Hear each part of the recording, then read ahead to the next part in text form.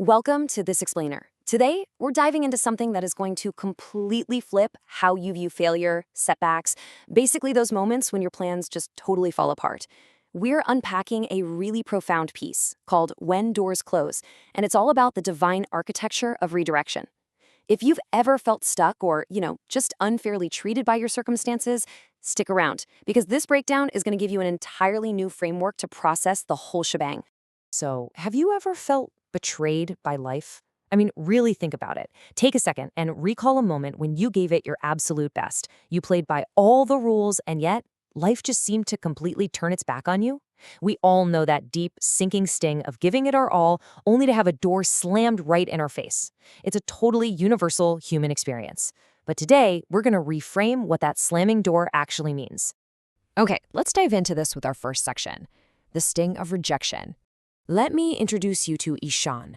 This guy was a top student, ranked in the top 10 in his entire district. He felt absolutely invincible until he hit a sudden, agonizing wall. And the roadblock? Just 1%. In his internal assessments, Ishan lost a mere 1% of his marks. But here's the kicker. This wasn't even about his performance. It was actually driven by internal school politics, bias, and maybe even a little negligence by the graders. Now, to an outsider, a 1% drop sounds literally insignificant, right? But to Ishan, living in this hyper-competitive academic world, that unfair drop felt like his entire lifetime had been stolen. He completely felt cheated out of his own future.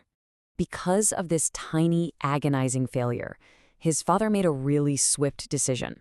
He packed Ishan up and sent him away to Delhi for rigorous IIT exam preparation. But to Ishan, this didn't feel like some great new opportunity. No way.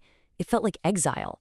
He was plunged into a period of absolute panic, feeling completely lost, angry, and convinced he was being cruelly punished for something that wasn't even his fault to begin with.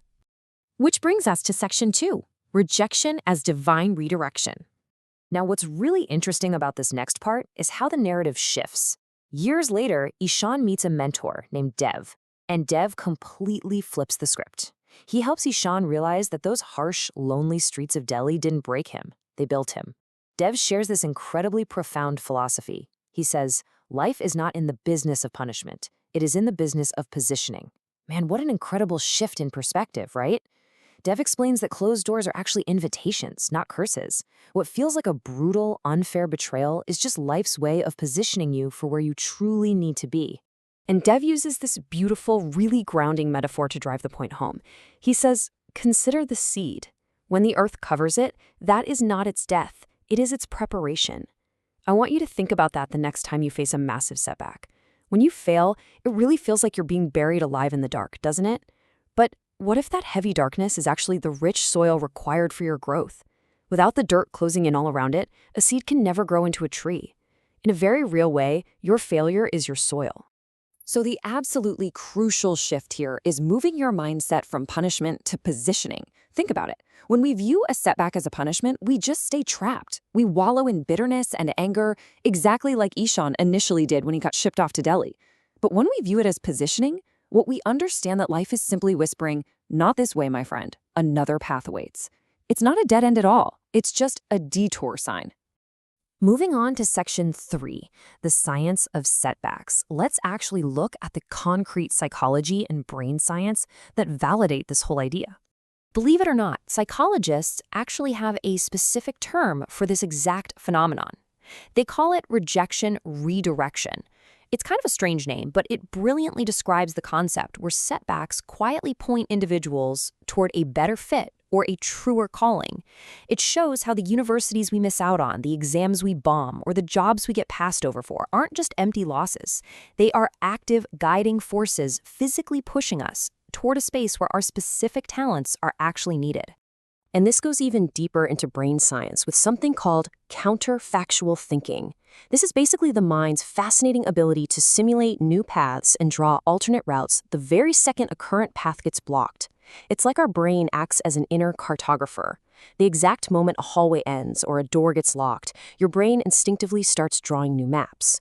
So that intense panic you feel, it isn't just distress, it's actually your brain frantically, beautifully learning to navigate a brand new route. Let's move to Section 4 and see how this builds into famous historical detours. Because this science of setbacks, It isn't just some abstract theory discussed in a mentor's garden. It is the exact blueprint used by some of the most successful people in human history. Take Steve Jobs, for example. In 1985, he experienced what has to be the ultimate closed door. He was fired from Apple, the very company he built from the ground up. Talk about feeling betrayed, right? But look at the redirection. That slam door forced him completely out of his comfort zone to go found Next and Pixar in 1986. And as we all know, by 1997, he returned to Apple vastly stronger, leading it to make absolute technological history. That devastating rejection was literally the secret turn toward unprecedented innovation. Or consider J.K. Rowling. She writes Harry Potter and gets flat out rejected by 12 different publishers. 12 painful consecutive no's. But those rejections were really just the rhythm of the universe, keeping her moving, pushing her forward until she found the one single publisher who finally said yes. And that allowed her to touch millions with her stories. Those closed doors didn't destroy her. They were just life's way of ensuring she ended up in front of exactly the right audience. All right, Section 5, finding your open door. Let's pivot and turn this into an actionable framework for you to use right now. I want you to remember this. Blessings rarely ever come gift-wrapped. More often than not, they come disguised as heartbreak, failure, or rejection. Seriously, your current wound, that deep sense of unfairness you might be carrying around today, it might just be the ugly disguise hiding tomorrow's greatest blessing. The truly wise among us learn to look right past that disguise and see the precise positioning happening underneath it all.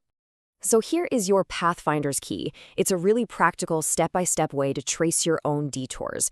First, I want you to recall 3 past setbacks in your life that eventually turned into blessings. Actually, write them down and consciously trace how that redirection worked out in your favor. Second, take a hard look at your current rejections and ask yourself where they are pointing you right now. And finally, step 3. Whenever you feel that sharp sting of a closed door, I want you to just repeat this out loud. This is not rejection, this is redirection.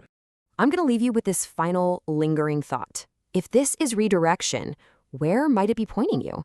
Seriously, don't curse the closed doors in your life because they are the exact reason you will eventually find the right one. Take a moment today to look beyond the disguise of your next failure and embrace the hidden passage it reveals. Thanks so much for joining me for this explainer. Keep learning, keep growing, and I'll catch you next time.